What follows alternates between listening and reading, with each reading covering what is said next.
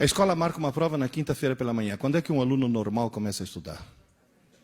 Na quarta-feira não é normal. É alguém que tem visão a longo prazo. E um aluno que planeja o futuro. É o chamado aluno longemirante. Quarta-feira ele fala, mãe, me acorda meia hora mais cedo. Ou na própria quinta-feira. Professora, posso estudar na sua aula que eu tenho prova na aula seguinte? Vocês já ouviram frases assim?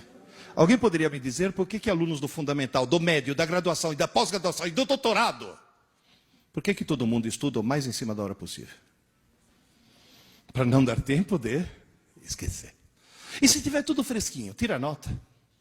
E depois? Que grande e gigantesca palhaçada é o nosso sistema educacional. Eu sempre falo que o nosso sistema educacional tem duas desgraças. Uma é calendário de prova. Porque aí o cara estuda para prova. Não. E a cultura. Eu já vi mãe falando, ô filho, desliga esse videogame, menino, vai estudar, você tem prova amanhã. Essa mãe acha que está ajudando o filho. Essa mãe está cometendo um crime hediondo. Essa mãe devia ser presa sem direito à fiança. Essa desgraçada está arruinando a vida do filho. Porque está induzindo o filho a estudar, porque tem prova. E mesmo a gente comete esse erro. Ô, presta atenção, isso vai cair na prova. Vocês percebem a distorção? A enorme distorção. Terceiro problema. Somos um país de analfabetos funcionais. Somos um país de analfabetos funcionais. Ou seja, nós somos um país em que, teoricamente, o índice de analfabetismo é baixo. Mas na hora que você vai checar, você descobre que nós temos um monte de pessoas que sabem transformar letras em sons, mas não em ideias. Gente, vou dar um exemplo de analfabetismo funcional, aproveitando que você está aí. Quando eu casei com a tua mãe, era meu filho. Quando eu casei com a mãe dele, ela chegou para mim e falou, sabe, meu avô é velhinho, eu estou quase, está no fim da vida, coitado. Eu queria dar o último prazer para ele. Falei, qual? Ele é um daqueles judeus que fugiram da Europa nas perseguições. E o sonho dele é ver a neta casar na sinagoga. Você casaria na sinagoga? Eu falei, claro que sim. O patrão é o mesmo. Só muda aqui embaixo quem cobra os 10% de comissão. Vamos lá. Aí eu cheguei para o rabino, Sobel, você me casa na sinagoga? Ele falou, Pierluigi, Sobel aquele das gravatas, aquele que enlouqueceu.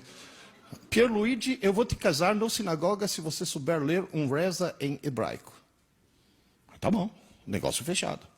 E lá peguei. Aleph, Beit, Gimel, Dalet, fui embora. Na hora da cerimônia, agora o noivo vai ler um reza muito importante. Eu peguei. Baruch atah Adonai Eloheinu melech haolam shelo asa isha. Muito bem, Pierluigi. Aí eu falei, ainda bem que ele não me perguntou o que eu li. Porque o que eu sou em hebraico? Analfabeto funcional. Eu sei transformar letras em sons, mas não em ideias. Tanto é que quando fui contar essa história, eu decorei a frase de tão traumatizado que eu fiquei. Né?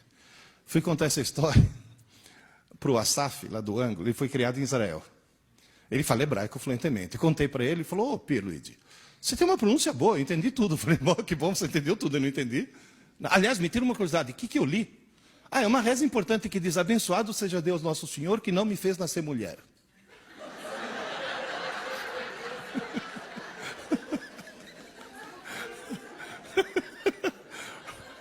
Bom, mas para mim está sendo útil.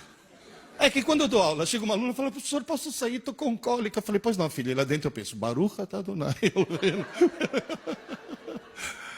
Hoje o aluno se sente no direito de conversar durante a aula. Você chama a atenção de um aluno?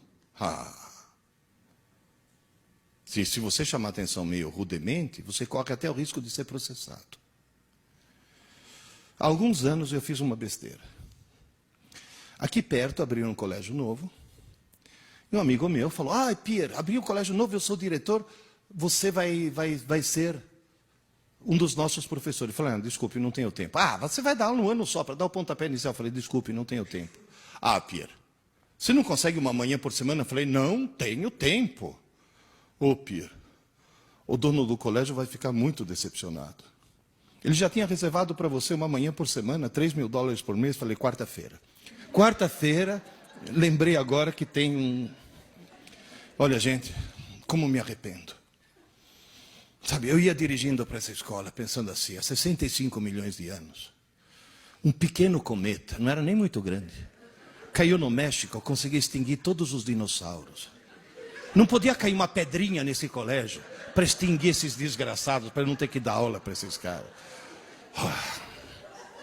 Porque vocês vão dizer, no cursinho não tem problema. No cursinho eu tenho salas de 200 alunos, nunca precisei botar um aluno para fora de sala. É lógico. Eles perceberam que jogaram na lata do lixo 7 anos de escola, estão tentando recuperar em 10 meses.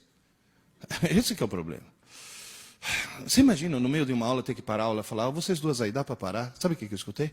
Ai, professor, a gente estava só conversando. Falar, como só conversando, sua pequena imbecil? Quem falou que durante uma aula você pode conversar? Ai, professor, o senhor está estressado. Não é essa a reação?